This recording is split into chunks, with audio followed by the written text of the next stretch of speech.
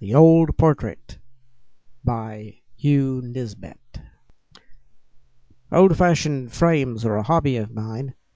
I'm always on the prowl among the framers and dealers in curiosities for something quaint and unique in picture frames. I don't care much for what is inside them. For being a painter, it is my fancy to get the frames first and then paint a picture which I think suits their probable history and design. In this way I get some curious, and I think also some original ideas. One day in December, about a week before Christmas, I picked up a fine but dilapidated specimen of wood carving in a shop near Soho.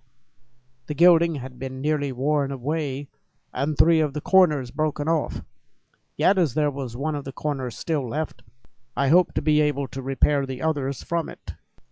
As for the canvas inside this frame, it was so smothered with dirt and time stains that I could only distinguish it had been a very badly painted likeness of some sort, of some commonplace person, daubed in by a poor pot-boiling painter to fill the second-hand frame which his patron may have picked up as cheaply as I had done after him. But as the frame was all right, I took the spoiled canvas along with it, thinking it might come in handy. For the next few days my hands were full of work of one kind and another, so that it was only on Christmas Eve that I found myself at liberty to examine my purchase, which had been lying with its face to the wall since I brought it to my studio. Having nothing to do on this night, and not in the mood to go out, I got my picture and frame from the corner, and laying them upon the table, with a sponge, basin of water, and some soap, I began to wash so that I might see them better. They were in a terrible mess, and I think I used the best part of a packet of soap powder, and had to change the water about a dozen times before the pattern began to show up on the frame, and the portrait within it asserted its awful crudeness, vile drawing, and intense vulgarity. It was the bloated, piggish visage of a publican clearly, with a plentiful supply of jewelry displayed, as is usual with such masterpieces, where the features are not considered of so much importance as a strict fidelity in the depicting of such articles as watch-guard and seals, finger-rings and breast-pins. These were all there, as natural and hard as reality. The frame delighted me, and the picture satisfied me that I had not cheated the dealer with my price, and I was looking at the monstrosity as the gaslight beat full upon it, and wondering how the owner could be pleased with himself as thus depicted, when something about the background attracted my attention, a slight marking underneath the thin coating as if the portrait had been painted over some other subject. It was not much, certainly, yet enough to make me rush over to my cupboard, where I kept my spirits of wine and turpentine, with which, and a plentiful supply of rags, I began to demolish the publican ruthlessly in the vague hope that I might find something worth looking at underneath. A slow process that was, as well as a delicate one, so that it was close upon midnight before the gold cable rings and vermilion visage disappeared and another picture loomed up before me.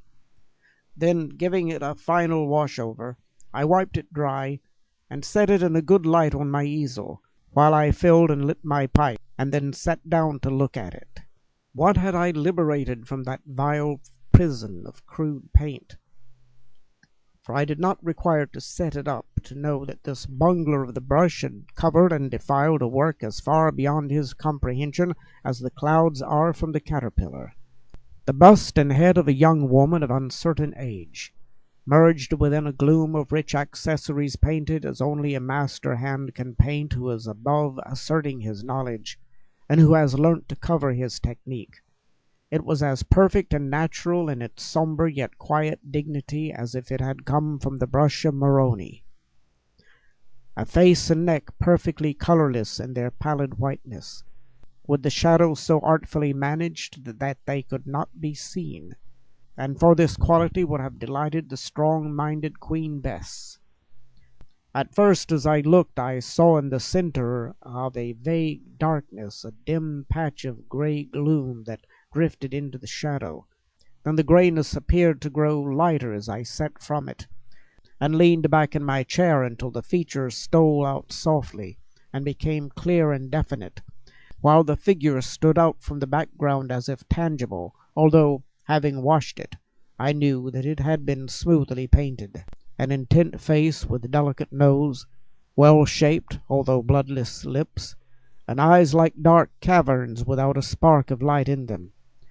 The hair loosely about the neck and oval cheeks, massive, silky textured, jet black and lustreless, which hid the upper portion of her brow, with the ears, and fell in straight indefinite waves over the left breast, leaving the right portion of the transparent neck exposed. The dress and background were symphonies of ebony, yet full of subtle coloring and masterly feeling. A dress of rich brocaded velvet with a background that represented vast receding space, wondrously suggestive and awe-inspiring. I noticed that the pallid lips were parted slightly, and showed a glimpse of the upper front teeth, which added to the intent expression of the face. A short upper lip, which curled upward, with the under lip full and sensuous, or rather, if color had been in it, would have been so. It was an eerie-looking face that I had resurrected on this midnight hour of Christmas Eve.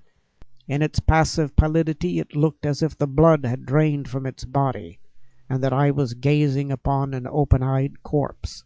The frame also I noticed for the first time, and its details appeared to have been designed with the intention of carrying out the idea of life and death. What had before looked like a scroll work of flowers and fruit were loathsome snake-like worms twined amidst charnel house bones which they half covered in a decorative fashion, a hideous design in spite of its exquisite workmanship that made me shudder and wish that I had left the cleaning to be done by daylight.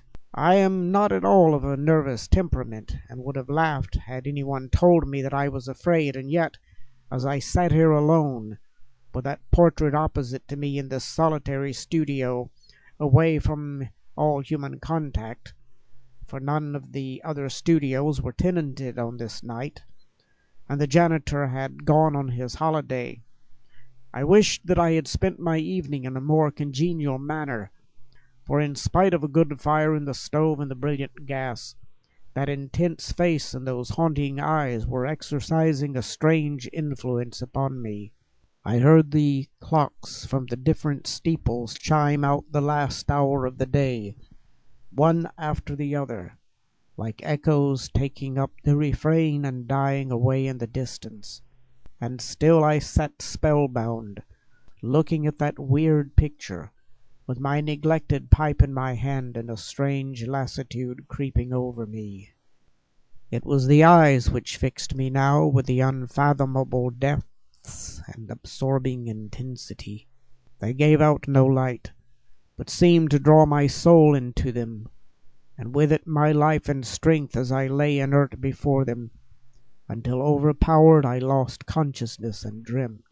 I thought that the frame was still on the easel with the canvas, but the woman had stepped from them and was approaching me with a floating motion, leaving behind her a vault filled with coffins, some of them shut down whilst others lay or stood upright and open, showing the grisly contents in their decaying and stained cerements.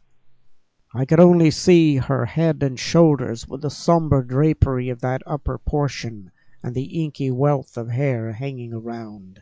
She was with me now, that pallid face touching my face, and those cold, bloodless lips glued to mine with a close, lingering kiss, while the soft black hair covered me like a cloud and thrilled me through and through with a delicious thrill that, whilst it made me grow faint, intoxicated me with delight. As I breathed, she seemed to absorb it quickly into herself, giving me back nothing, getting stronger as I was becoming weaker, while the warmth of my contact passed into her and made her palpitate with vitality. And all at once the horror of approaching death seized upon me, and with a frantic effort I flung her from me and started up from my chair, dazed for a moment and uncertain where I was. Then consciousness returned, and I looked around wildly. The gas was still blazing brightly, while the fire burned ruddy in the stove. By the timepiece on the mantel I could see that it was 12:30. The picture and frame were still on the easel. Only as I looked at them the portrait had changed. A hectic flush was on the cheeks, while the eyes glittered with life, and the sensuous lips were red and ripe-looking, with a drop of blood still upon the nether one. In a frenzy of horror I seized my scraping knife and slashed out the vampire picture. Then, tearing the mutilated fragments out, I crammed them into my stove and watched them frizzle with savage delight. I have that frame still, but I have not yet had courage to paint a suitable subject for it. End of The Old Portrait.